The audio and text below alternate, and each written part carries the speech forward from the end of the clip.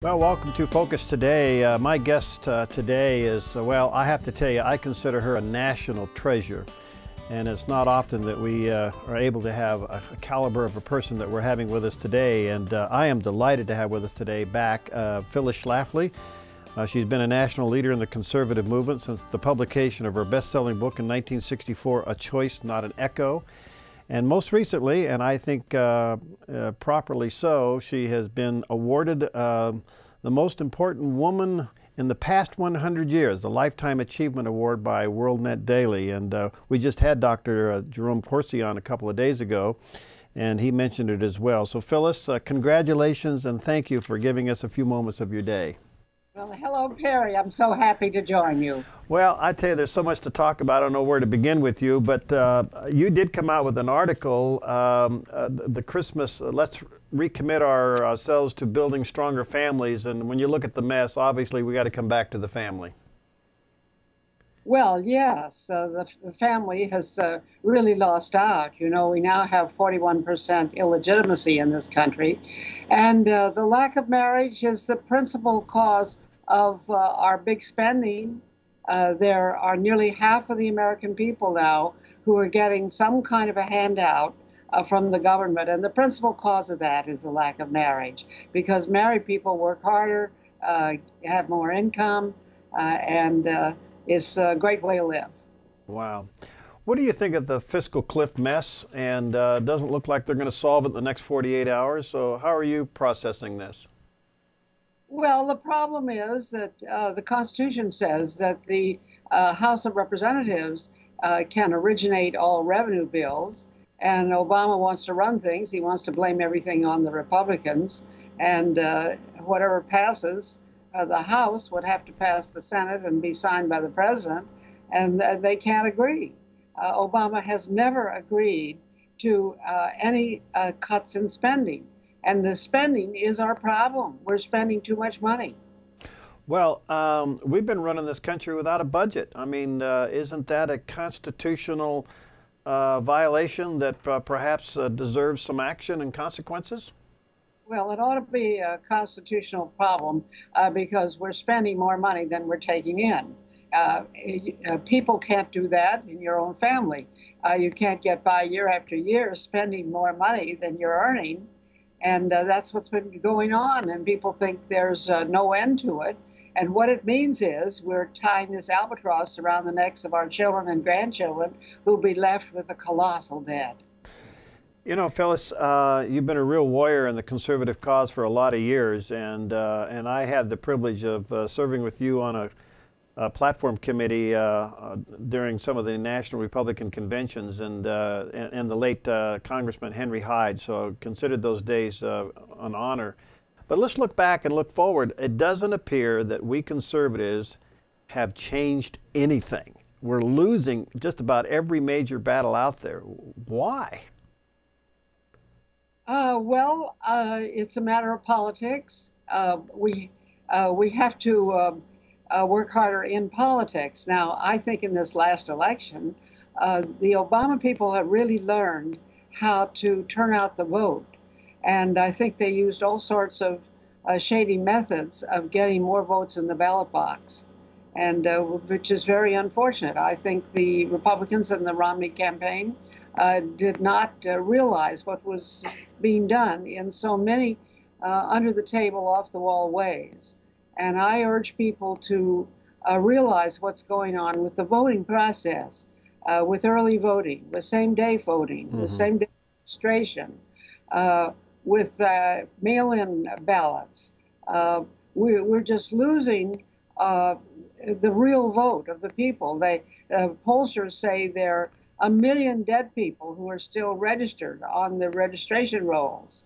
So we have to look into how votes are cast and counted in this country if we're going to have a really fair election. All right.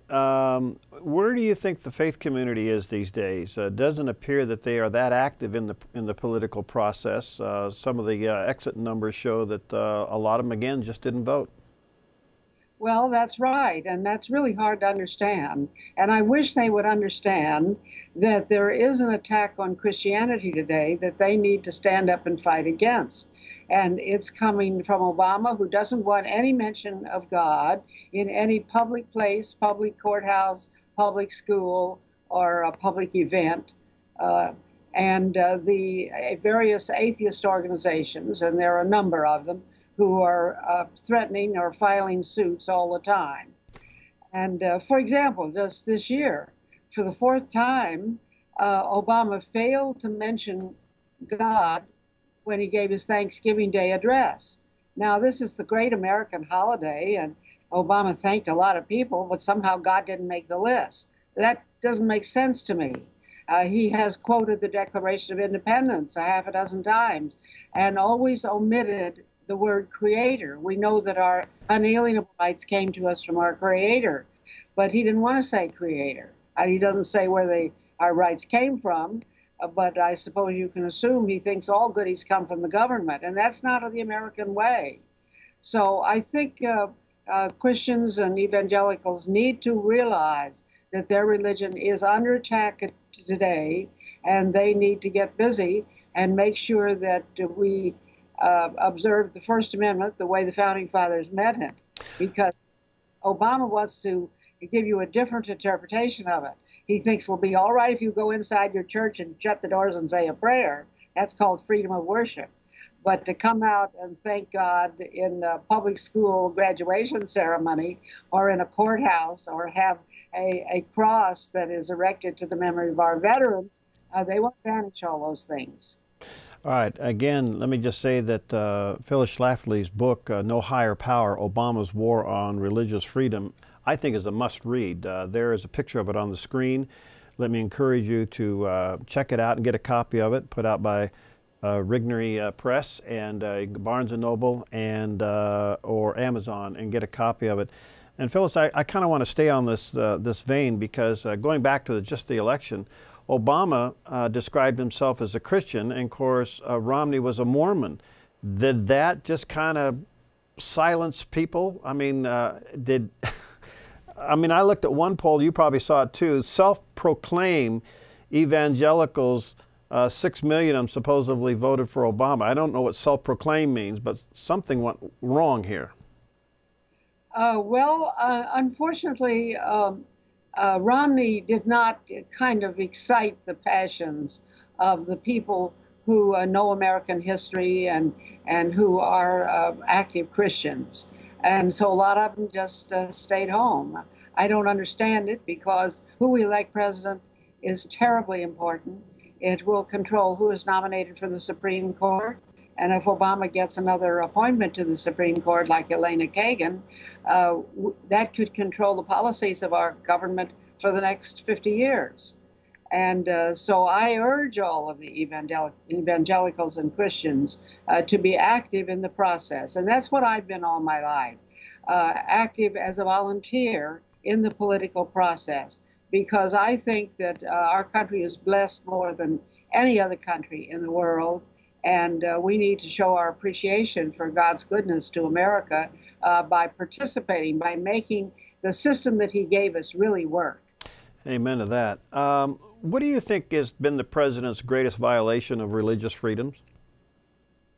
Well, it's in his words, and my book, No Higher Power, really sets forth not what we think. We can't look in his heart and know his relationship with God or what he is. That's not what we can do. But we can set forth what he has said and what he has done. And for example, there was a Lutheran school that fired one of its teachers, and it's none of your business or mine why they fired her. They should have the right to do that. But she sued to get her job back and got the government lawyers to help her, and they took that case all the way to the Supreme Court. And even the Supreme Court was shocked that the Obama administration bureaucrats should be telling this Lutheran school who they had to hire for a teacher. I mean, you just can't believe that this kind of thing is going on in America. Well, there doesn't seem to be any fruit, if I can say that, from his administration that would certainly champion Christian values. If anything, it's been silenced. At the same time, he's calling himself a Christian. We're getting mixed messages here. But the effects of this and the residual effect of this is catastrophic, not only on family policies, but even in the military. Yes, we know that one of the rules that came down in the military during Obama's first term was that if you go to visit your dying or wounded son in the Walter Reed Hospital, you couldn't bring in a Bible. Now, whoever could think up such an off-the-wall offense against the First Amendment as that? And that was finally rescinded after Congressman Steve King had a little tantrum about it on the House floor, which he should have had. And so there are a lot of instances like that that are cataloged in my book, No Higher Power. And just because the election's over, that book is still valuable because it does show Obama's views. And most of the time he's reading his speeches, whether it's quoting the Declaration of Independence or giving his Thanksgiving Day address, right to the teleprompter. So it's no accident, it's no slip of the memory. It's right there written on the teleprompter the way he wants it. And we have to realize the attack on religion in general in public places and against Christianity. Phyllis, I know in your book you talk about it, and we're seeing it begin to come back around. And even Obamacare is an attack on religious freedom. Well, yes. You understand what Obama is trying to do. He will allow freedom of worship. That means you can go in a church and shut the door and say a prayer. But most of the Christian denominations operate other institutions, like schools, like colleges, like hospitals. Mm-hmm. And for example, this mandate hits hard on the whole string of Catholic hospitals because the mandate says they absolutely must provide insurance for all their employees, which includes an abortion drug, contraceptives, and sterilization procedures. Now, that is contrary to the religious faith of those denominations. And basically, the Obama administration, through Kathleen Sebelius, have said, tough, we'll give you a year to make up your mind to obey the law. And after that, if you don't do it, you will be fined $2,000 per employee per year. Now, that would break any business, even these wonderful Catholic hospitals. All right, so you warned us of this if he was reelected for a second term. Well, now he's reelected for a second term. And do you think, Catholics are really strong in their convictions that they will close some of these institutions? Well, I think they'll have to, and they've announced that. And it's not only the institutions run by the religious denominations, but it's also individual employers who may be religious. For example, there is a small business in St. Louis that has filed suit against it, and he's just operating a small business, but that applies to him, and he doesn't want to provide insurance for abortion drugs or contraceptives or sterilization procedure. And so it affects them too. And this is an overreaching of federal power that we've never had before. It's an attack on the First Amendment and our religious freedom. And where there are many court cases going through the courts right now on this. I can't say we rely on the courts. We don't know what the supremacist judges are going to do. But somehow it's got to be stopped. We cannot let Obama rewrite the First Amendment to mean something that has never meant in the past.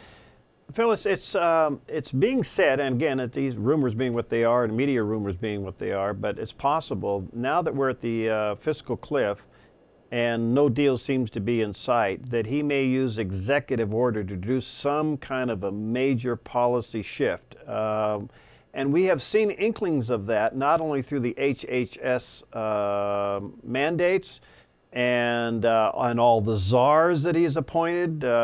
He just seems to be dictatorial and using executive order to govern. Well, that's right. And you find that he is consistently trying to do by executive order and doing it when he cannot get the legislation he wants through Congress. Take, for example, the DREAM Act, which is to give residency to a lot of young illegal aliens. that law could not pass Congress. They made many efforts to try to pass it. But he is trying to implement it by regulation, and he issued a regulation. And right now, the bureaucrats are trying to credential and give residency cards to thousands, 100,000 illegal aliens. Mm-hmm.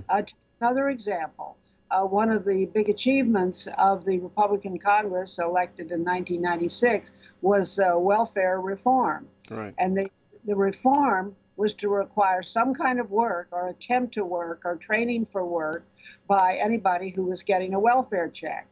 And he just abolished that by executive order. And he seems to be getting by with it. And of course, this work requirement was what greatly reduced the number of people on welfare. And now they're going back up. We've now got almost half of our population that is getting some kind of a cash or work or benefit handout from the government. 2010, the House turned over significantly to the conservatives and empowered Speaker Boehner to become Speaker. Why isn't this conservative House pushing this president back and challenging some of this constitutional authority that he seems to be violating? Well, I'm sorry to say some of them are not enough fighters. They want to achieve consensus. But I think that Obama's going to try to blame the Republicans no matter what the final result of all this cliff negotiations is. But since you brought up the election of 2010, let me remind you that that was a very victorious year for Republicans. And the Republicans now have the majority, a good majority, in at least half of the state legislatures. Right. So that's a very encouraging sign, and so much good legislation can be passed by state legislatures. For example, pro-life legislation. We hope we'll get more pro-life bills coming out of the states, and various other things that can come out of the state legislatures. They can do so much. Well, you're absolutely right. I think what we ended up with 30 governors, Republican governors, if I remember the number correctly, and a lot of the legislatures have become controlled by the Republicans. And then, of course, we watched the whole scenario up in Wisconsin. So there is a move at grassroots. It just didn't show up in 2012. No, but Republicans are still in control of at least half, that is, of both houses of the state legislature and in half the states, and they can do a whole lot if they would just get on the stick and do it.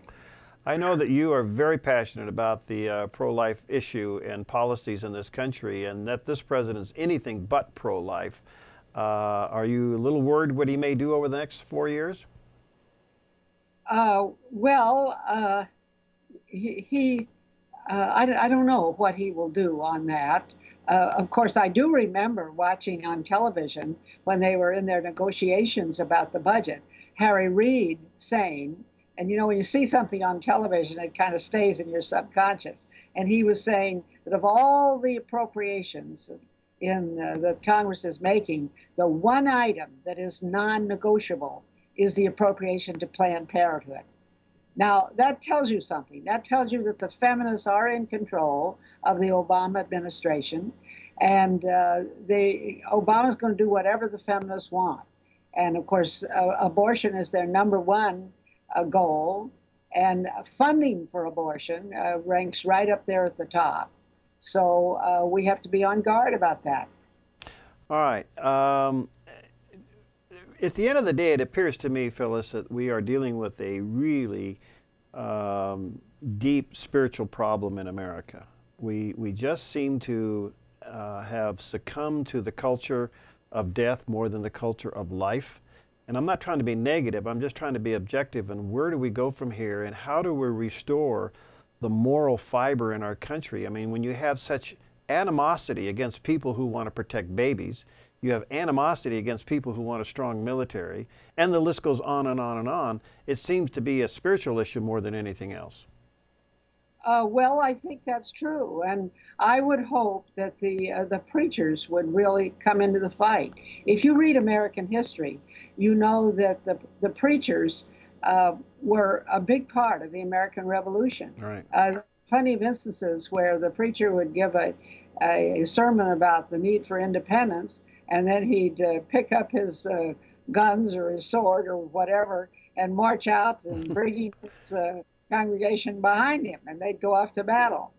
And the preachers do need to realize that their faith is under attack. Their ability to practice their faith and to mention it in public are all under attack.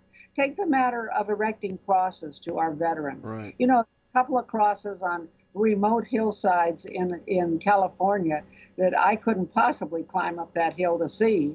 But the atheists say they're offended by it, and you have to be quite an athlete to climb up the hill to be offended. And they've been in litigation for 10 years. And I think we finally won by moving the cross to a little plot of private ground. But this kind of attack is just so obnoxious. They want to stop some first grade child from reciting a poem that the kid wrote in which she talked about her veteran grandfathers saying a prayer. And they want to stop the valedictorian from thanking God for getting her through her final exams. It's so tacky. It's so small, and yet when you add it all up, it's an attack on Christianity and religion, and the American people and their leaders and their preachers better stand up and realize it. Well, I'm watching this administration with a cautious eye as to whether or not the fairness doctrine is going to come back to us broadcasters and what that might mean to us. And if they got our microphone, it would be a matter of time they could control the pulpit. Yes, and we know that talk radio is really now in the hands of the conservatives because they exist by advertising, and the grassroots will support that. And the liberals are so boring, they can't get any ads. Well, that's why you're on this show. But the fight goes on, and we in Eagle Forum urge people to be volunteers in politics. It's God just blessed this country more than any other nation, and it's up to us to protect it. You know, God has a big job to do, but stuffing the ballot box is not one of his duties. Yeah. And it's up to us to gather all the votes to elect the right people. And please remember that Obama has said he wants to fundamentally transform America. And he has said he wants to spread the wealth around. And by that, he means taking wealth from people who have it and distributing it not only in this country, but all around the rest of the world. Yeah. And so that's just theft. Well, Phyllis, you're a delight. I got to scoot here, but thank you. And again, congratulations. You are more than deserving of that Lifetime Achievement Award. Just a real treasure to have you. Keep up the good work. And are you writing a new book? Well, always writing a new book, yes. A new book, Who Killed the American Family? Because the family is the source of our strength, and we have to restore the family as the staple, fundamental of our society. Well, I look forward to it. Thank you. God bless you. Have a great day, and thanks for giving us your time today. Thanks, Barry. Okay, bye-bye.